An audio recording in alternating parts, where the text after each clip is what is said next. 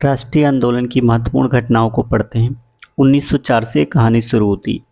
1904 में पहली बार भारतीय विश्वविद्यालय अधिनियम बना। इसी की वजह से कलकत्ता जैसे बड़े विश्वविद्यालय अस्तित्व में आए।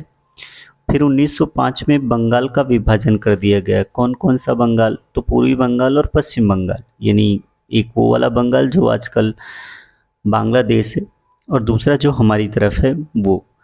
फिर 1906 में क्या हुआ? मुस्लिम लीग की स्थापना हुई। ये वही मुस्लिम लीग है जिसने पाकिस्तान की डिमांड करनी शुरू कर दी थी।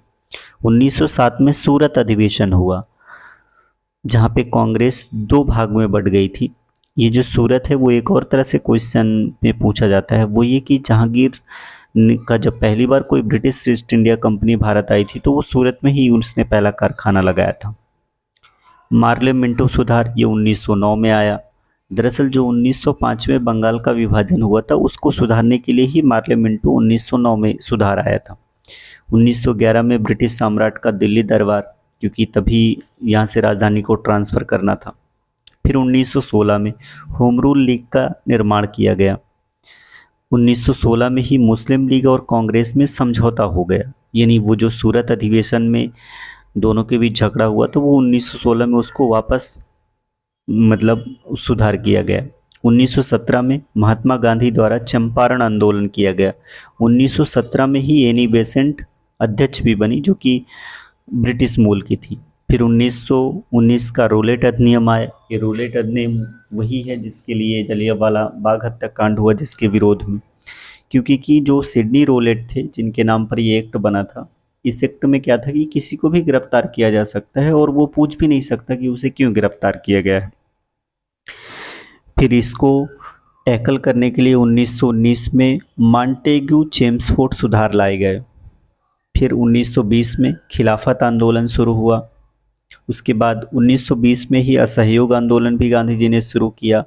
1922 में चौरी चौरा कांड हो गया और इसी चौरी चौरा कांड के लाठी चार्ज में लाला लाजपत राय मारे गए। 1927 में साइमन कमीशन आया भारत में, उसको 1927 में नियुक्त किया गया है और भारत वो 1928 में आया है। फिर 1929 में भगत सिंह केंद्रीय असेंबली में बम विस्फोट कर देते हैं। 1929 में पहली बार कांग्रेस द्वारा पूर्ण स्वतंत्रता की मांग की। उससे पहले ये लोग सिर्फ क्या ये चाहते थे कि भारत पे शासन हो रहा है उस पर इनको भी भागीदारी हो, लेकिन 1929 में पूर्ण स्वराज्य की बात की गई। 1930 में सविनय अवज्ञा आंदोलन चलाया गया। फिर 1930 में ही प्रथम गोलमेज सम्मेलन हुआ। फिर 1931 में द्वितीय गोलमेज सम्मेलन हुआ। फिर 1932 में तृतीय गोलमेज सम्मेलन हुआ। इनमें एक खास बात यह कि इन तीनों गोलमेज सम्मेलन में अंबेडकर ने भाग लिया था। और दरअसल ये गोलमेज सम्मेलन का मतलब ये था कि जो अंग्रेज प्रतिनिधि थे और जो भारतीय प्रतिनिधि थे वो एक गोल टेबल के चारों ओर बैठ के बात करते थे, इसीलिए इसे गोलमेज सम्मेलन कहा गया। 1932 में सांप्रदायिक निर्वाचक प्रणाली की घोषणा की गई। ये सांप्रदायिक निर्वाचन प्रणाली क्या है? तो इसका सिर्फ इतना फर्क है कि अगर कहीं कैंडिडेट मुस्लिम खड़ा है तो उस एरिया के मुस्लिम ही वोट डाल सकते थे, अगर कैंडिडेट वहाँ हिंदू रहता तो इस हिंदू वोट डाल सकते थे। यही सांप्रदायिक निर्वाचन प्रणाली थी। फिर 1932 में पूना पैक्ट हुआ। ये पूना पैक्ट वो हुआ जो अंबेडकर विवाद से संबंधित है। फिर 1942 का सफ़र शुरू होता है और भारत छोड़ो आंदोलन की बात आ जाती है। फिर 1942 में ही क्रिप्स मिशन भारत आ जाता है।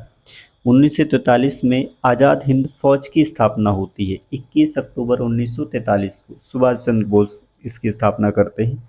फिर 1946 में कैबिनेट मिशन का आगमन हो जाता है। 1946 में ही भारतीय संविधान सभा का निर्वाचन होता है। 1946 में इसकी घोषणा होती है, फिर दिसंबर से ये काम शुरू हो जाता है। 1946 ये अंतिम सरकार की स्थापना होती है जिसके प्रधानमंत्री जवाहरलाल नेहरू बनते हैं। 1947 में भारत के विभाजन की माउंटबेटन योजना आती है और 1947 में भारत को स्वतंत्रता मिल जाती है।